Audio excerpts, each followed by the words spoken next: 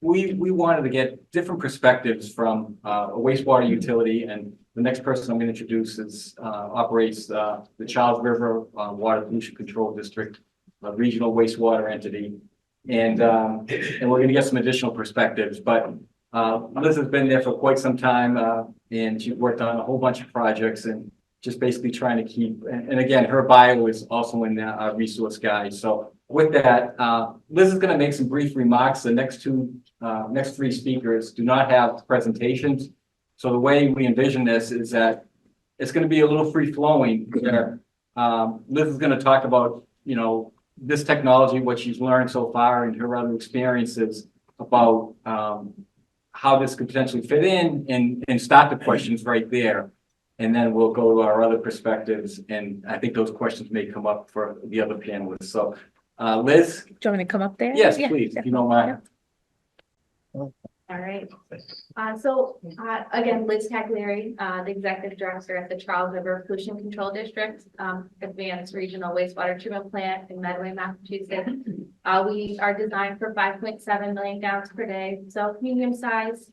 And so I want to share a kind of a different perspective than what's kind of been talked about so far. We've talked a lot about putting the technology in the collection system upstream of the treatment facility. But we've actually been working with Yuri to look at how can we put this in our facility and have the treatment facility offset some of our heating and cooling costs. And so we've been looking at it at the treatment facility. We did look at it, in our influent, prior to coming into the treatment facility, but we have, our input height is 3-4 stories below ground. It didn't seem to make sense, with bypass pumping.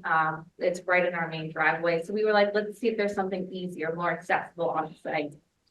We looked at our clarifier launders, trying to see, okay, can we put that in the launders? And, it was an option, but we decided it was too far away from the process building and, maybe there's a better spot. We looked at other tanks, seeing, can we just put this right on the sidewall of the tanks? And eventually we ended up getting to, let's look at it after our filtration system. So at the end of the process in our, channel there, right after the filter, put it right in the channel and see what we can get from there. We just got the conceptual plans 2 days ago, which was really great. We talked through it. So we're really in that preliminary, step, but we're looking at trying to put that in. So, with it being a little bit different than the collection system, as I talked about, we had to really think about different solutions and be creative and, what made sense, for the facility. It's an existing facility. We can't change where the tanks are, where the buildings are. That's what we have to work with. So, we tossed around a lot of ideas to find something that worked for us.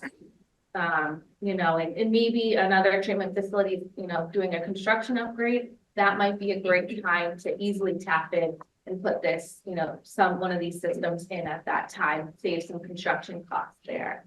And I'm just looking here on my notes, but the other thing too, and we haven't really gotten this far yet, is just thinking about where is this funding coming from? I know there's been some discussions on, sharing that, funding.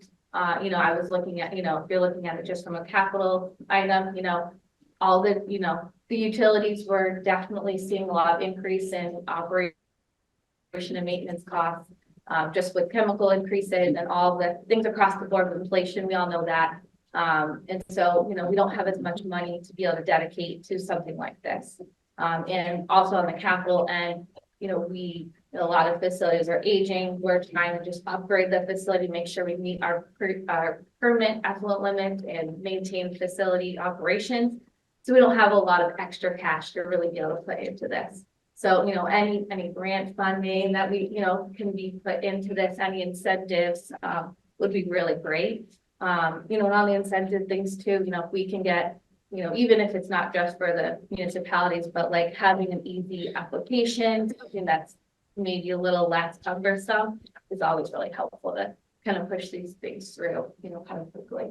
So, oh, and then the last thing too is just thinking about operation of the maintenance of the systems and just making sure that, they're easy to maintain. They don't require a lot of staffing. We don't we don't have extra, staff to put on these things, so making sure we're not having to babysit and go in, and it sounds like they all are, but always keeping that in the back of our mind of how can we keep this system running and kind of, as maintenance free as possible. That's not, we all know that's not real, but, having it so we're not spending hours and hours all the time, tinkering with it, so.